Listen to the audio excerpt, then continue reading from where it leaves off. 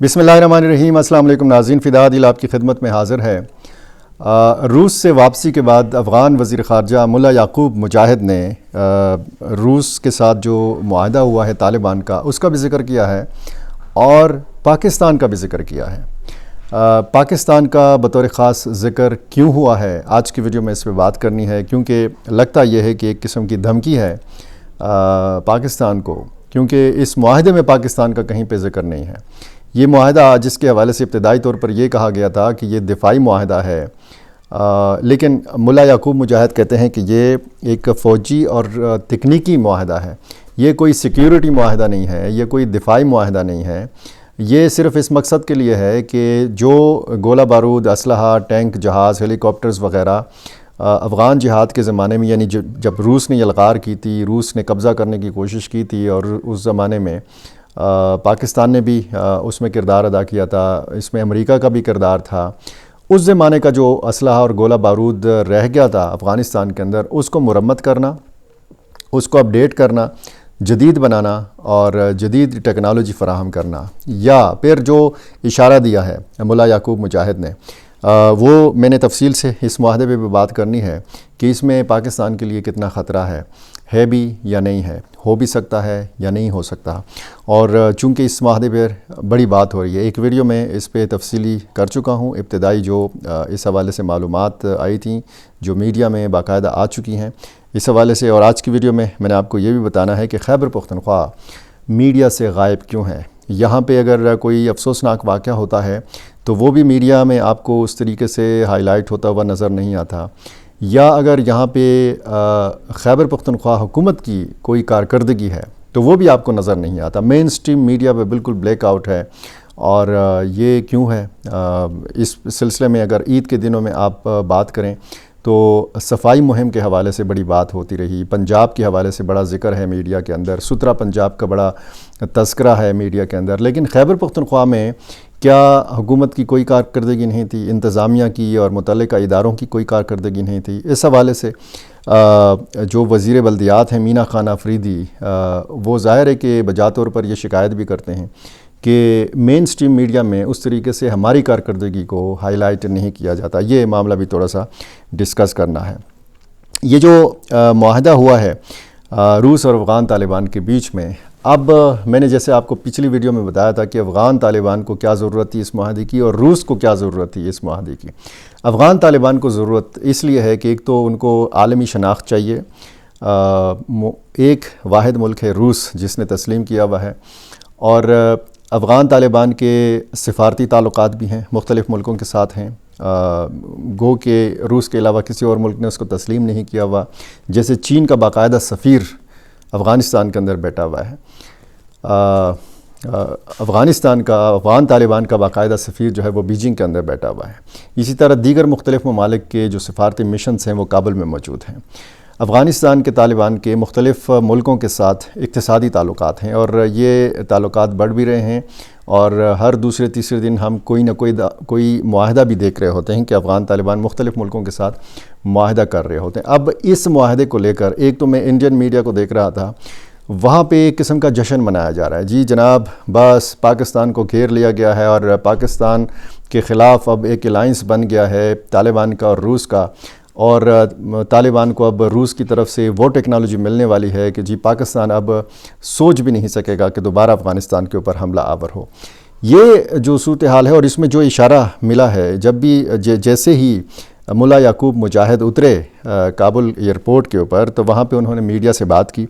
उन्होंने कहा कि पाकिस्तान मुस्तक़बिल करीब में अफ़गानिस्तान पर हमला करने की दोबारा जुर्रत नहीं करेगा। उन्होंने कहा कि मुख्तलिफ़ इलाक़ों में पाकिस्तान ने हमला करने की जुर्रत की, आइंदा मुस्तक़बिल में पाकिस्तान ये जुर्रत नहीं करे। ये जुर्रत का लफ्ज़ उन्होंने इस्तेमाल किया है, और ये उन्होंने कहा कि अगर पाकिस्तान ने कोई शिकायत की है तो वो रूस के साथ मुआहदे से खौफज़दा हो सकता है।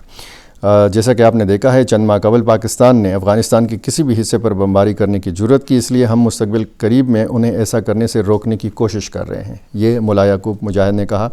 اور انہوں نے کہا کہ ان کی جو وہاں پہ ملاقاتیں ہوئیں انتہائی اہم ملاقاتیں ہوئیں. انہوں نے اس معاہدے کا ذکر کیا کہ انتہائی ایک اہم معاہدہ ہم نے کیا ہے, ہم ماسکو سے خالی ہاتھ نہیں آئے. انہوں نے کہا کہ یہ تو نہ سیکیورٹی معاہدہ ہے اور نہ یہ کوئی دفاعی معاہدہ ہے, یہ ایک فوجی اور تکنیکی معاہدہ ہے اور کسی کو تشویش نہیں ہونی چاہیے. ہمارے پاس روسی فوجی ساز و سامان ہے جس کی مرمت کی ضرورت ہے اور یہ معاہدے کے فریم ورک کے تحت کیا جائے گا. جیسا کہ ہمارے پاس امریکی ہتھیار ہیں, ہیلی کاپٹرز ہیں, جہاز ہیں, دیگر ساز و سامان ہے. ہم امریکہ کے ساتھ بھی ایسے ہی معاہدے کرنے کے لیے تیار ہیں, کیونکہ امریکہ کا بھی بہت سارا اسلحہ جو ہے اور بہت سارا دفاعی ساز و سامان, جنگی ساز و سامان افغانستان کے اندر موجود ہے. اب افغانستان کے اندر جو امریکی اسلحہ اور جنگی ساز و سامان موجود ہے یا نیٹو فورسز کے استعمال میں جو اسلحہ تھا وہ موجود ہے, وہ تو آپ کو پتہ ہے کہ وہ تو ایک منصوبے کے تحت یہاں پہ چھوڑا گیا تھا. ورنہ امریکہ جیسا ملک اگر چاہتا تو یہ اپنا جنگی ساز و سامان اپنے ساتھ واپس لے جا سکتا تھا, اور وہی اسلحہ آج پاکستان میں خیبر پختونخوا کے اندر, بلوچستان کے اندر استعمال ہو رہا ہے.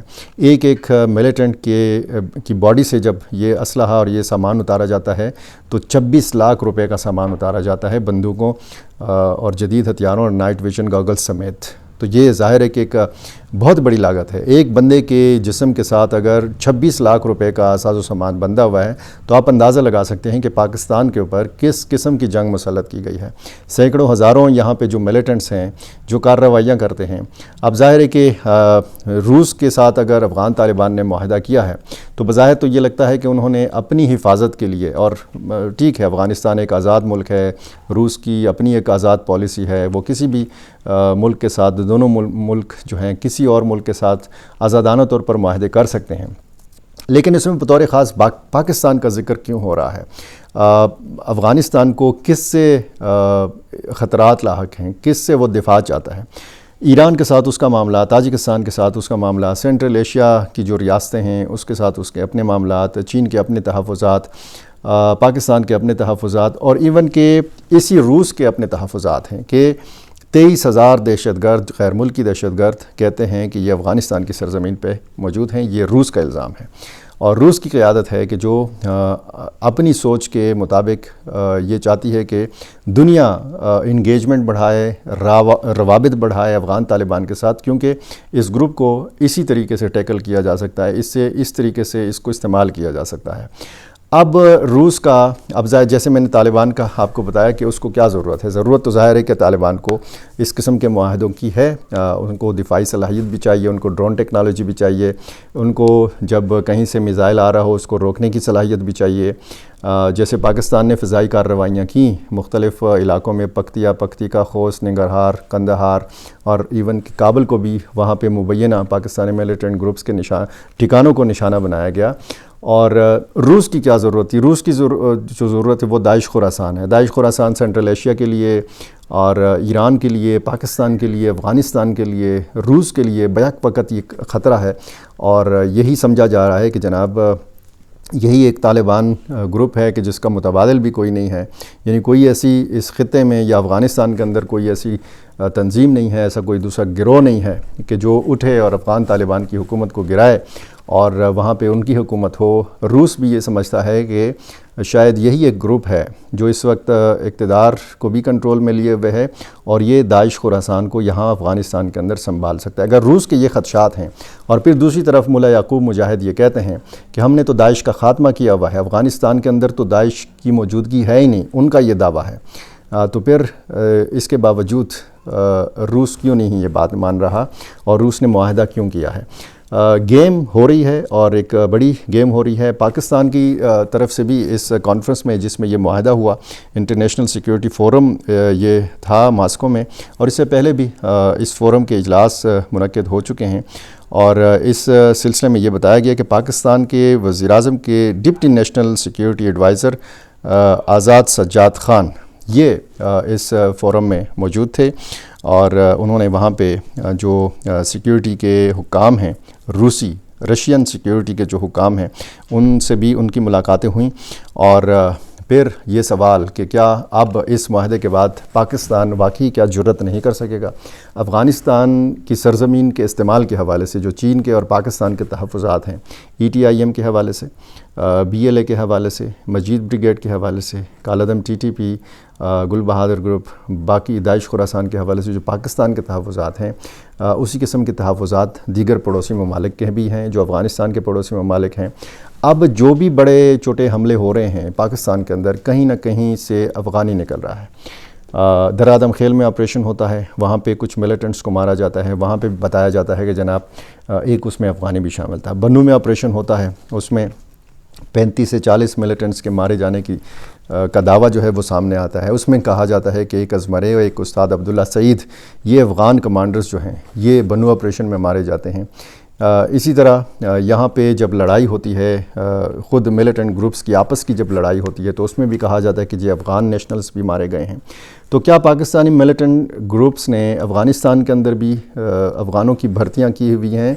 اور یہ تو ظاہر ہے کہ ایک الگ بحث ہے، اس پہ لمبا ایک اور پروگرام ہو سکتا ہے، لیکن اگر یہ اس طرح کا سلسلہ جاری رہتا ہے، پاکستان کے اندر افغانی جو نیشنلز ہیں وہ برآمد ہوتے ہیں مختلف واقعات میں سے اور ایسے شواہد سامنے آتے ہیں، تو کیا پھر پاکستان رعایت کرے گا؟ پاکستان اپنا آپریشن غضب للحق جو ہے اس کو معطل کر دے گا؟ پاکستان دوبارہ افغانستان کے اندر فضائی کارروائی نہیں کرے گا؟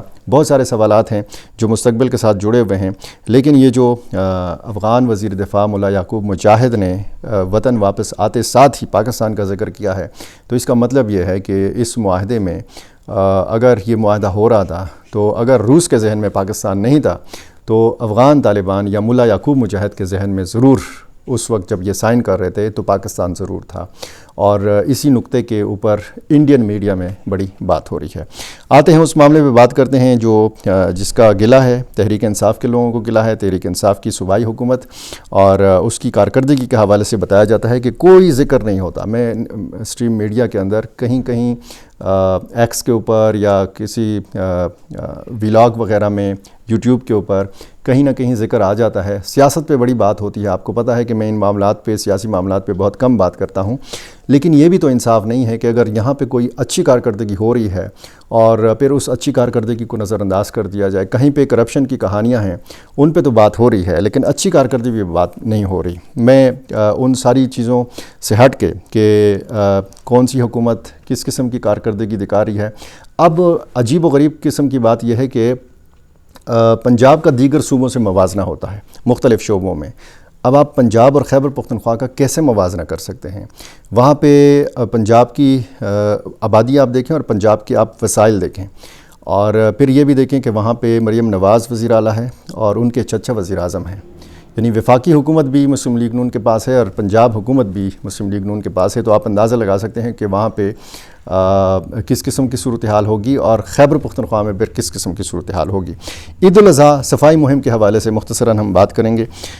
اس صفائی مہم کو مؤثر انداز میں بتایا گیا ہے کہ کامیاب بنایا گیا، اور اس میں local government department, WSSP، PDA، TMS، village council اور دیگر جو عملہ ہے، جو حکام ہیں، انہوں نے زبردست قسم کا کام کیا ہے، اس میں کوئی شک نہیں ہے، اور اپنی ذمہ داریاں انہوں نے احسن انداز میں نبھائی ہیں، اور ظاہر ہے کہ ڈپارٹمنٹس، یہ حکام اور مختلف ادارے یہ موجود ہوتے ہیں، یہ ہر دور میں موجود ہوتے ہیں۔ بات ہوتی ہے لیڈرشپ کی کہ جو قیادت ہے وہ ان اداروں سے، اس عملے سے کس قسم کا کام لے سکتی ہے۔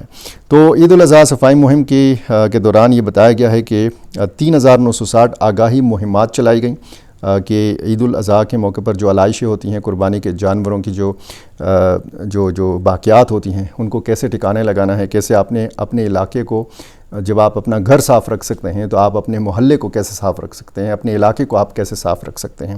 یعنی جب آپ دیکھیں کہیں بھی علائش پڑی ہوئی ہو، قربانی کے جانوروں کی باقیات پڑی ہوئی ہیں، تو چند گھنٹوں بعد وہاں تعفن پھیلنا شروع ہو جاتا ہے، بدبو پھیلنا شروع ہو جاتی ہے، اور اس مرتبہ یہ نہیں دیکھا گیا۔ 16,651 اپنے وسائل، جبکہ 3,185 آؤٹ سورس افرادی قوت جو ہے یہ تعینات کی گئی، 15,581 کلیکشن پوائنٹس قائم کیے گئے، 2,465 اپنی اور 980 آؤٹ سورس مشینری صفائی آپریشن میں استعمال کی گئی۔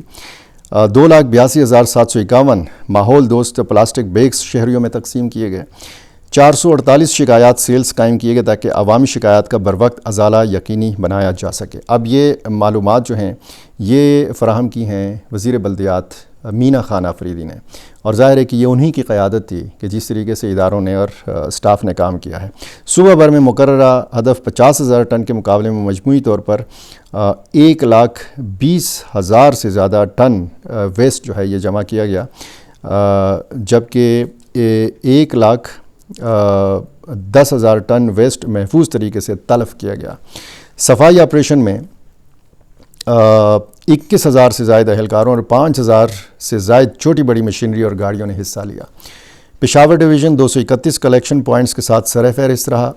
کلیکشن پوائنٹس گلی محلوں اور مرکزی شاہراہوں پر جراثیم کش اسپرے اور کلورین ارک گلاب کے محلول اور چونے کا استعمال کیا گیا تاکہ بدبو اور جراثیم کا مؤثر خاتمہ یقینی بنایا جا سکے. عید کے تینوں دن واٹر سپلائی عملہ، مانیٹرنگ ٹیمیں اور شکایات سیلز مکمل طور پر فعال رہے، جبکہ بارش یا کسی بھی ہنگامی صورتحال سے نمٹنے کے لیے خصوصی ایمرجنسی ٹیمیں، ڈی واٹرنگ پمپس اور اسی طرح متعلقہ جو دیگر مشینیں ہیں وہ ہمہ وقت الرٹ پہ رکھی گئیں.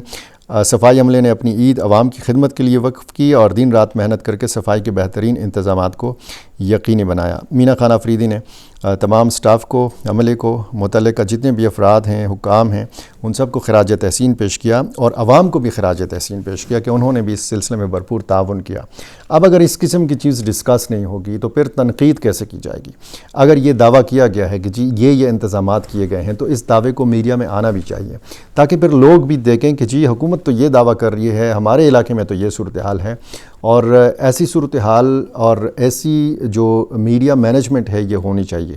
یہ اس طرح نہیں ہوتا کہ صرف آپ چند صحافیوں کے ساتھ رابطہ کریں اور آپ اپنی کارکردگی بتائیں. میڈیا مینجمنٹ کے حوالے سے صوبائی حکومت، خیبر پختونخوا حکومت انتہائی کمزور کارکردگی کا مظاہرہ کر رہی ہے. اس میں جو وزیر اطلاعات ہیں وہ صرف بڑے چینل پہ جاتے ہیں، وہاں پہ بات کرتے ہیں اور وہ سمجھتے ہیں کہ وہ خیبر پختونخوا کی نمائندگی کر رہے ہیں.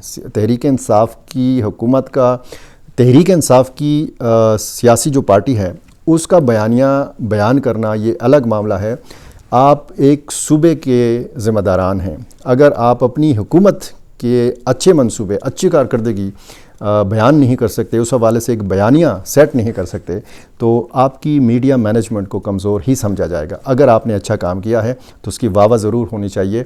اور یہ ناانصافی ہے کہ اگر اتنا اچھا کام ہوا ہے، اگر واقعی میں ہوا ہے تو پھر مین سٹریم میڈیا کے اوپر بھی اس کا تذکرہ ہونا چاہیے. اگر سترہ پنجاب کے حوالے سے بات ہو رہی ہے تو پھر خیبر پختونخوا میں کیا ہوا، ان 3 دنوں میں کیا ہوا، یہ بھی ضرور قوم کو بتانا چاہیے. میرا چینل آپ نے ابھی تک سبسکرائب نہیں کیا ہے، کر لیجئے. مجھے اپنی رائے سے ضرور نوازا کیجیے. بہت شکریہ.